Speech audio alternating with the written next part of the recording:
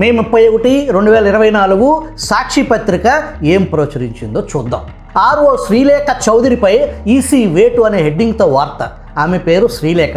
సాక్షి పత్రిక నడిపే శ్రీమతి భారతిరెడ్డి ఆమె పేరులో రెడ్డి తోక ఉన్నట్టే శ్రీలేఖ పేరులో లేని కులం తోక జోడించి శ్రీలేఖ చౌదరి అని వెరపు లేకుండా నిర్లజ్జగా సిగ్గు విడిచి నిస్సిగ్గుగా బరితెగించి కులం తోక తగిలించటం ఆంతర్యం మీకు తెలియంది కాదు. నాటి సాక్షి అశుద్ధం అచ్చులో సార్వత్రిక ఎన్నికల్లో ఏకపక్షం వ్యవహరించిన వివాదాస్పద అధికారిగా మారిన ప్రకాశం జిల్లా ఎర్రగొండపాలెం నియోజకవర్గ రిటర్నింగ్ అధికారి ఆర్ఓ పి శ్రీలేఖ చౌదరిపై ఎన్నికల కమిషన్ వేటు వేసింది. ఆమెను ఆర్ఓ బాధ్యతల నుంచి తప్పిస్తూ బుధవారం రాత్రి ఆదేశాలు జారీ చేశారు. బాధ్యతలు చేపట్టిన నాటి నుంచి వైఎస్ఆర్సీపీని టార్గెట్ చేసుకుని ఆమె తీసుకున్న నిర్ణయాలు వివాదాస్పదంగా మారాయి.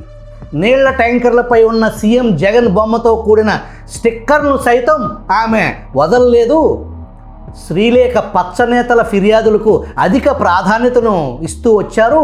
ఆర్ఓ కార్యాలయంలో జరిగే ప్రతి సమాచారం టీడీపీ నేతలకు చేరవేసేవారని ఆమెపై ఆరోపణలున్నాయని, ఒంగోలు పార్లమెంటు వైఎస్ఆర్సీపీ అభ్యర్థి చెవిరెడ్డి భాస్కర్ రెడ్డి బెదిరింపులకు గురైన మహిళ ఆర్ఓపై వేటు అంటూ పచ్చపత్రిక ఈనాడులో ప్రచురితమైన కథనంలో ఏమాత్రం నిజం లేదని పలువురు ఖండించారంట.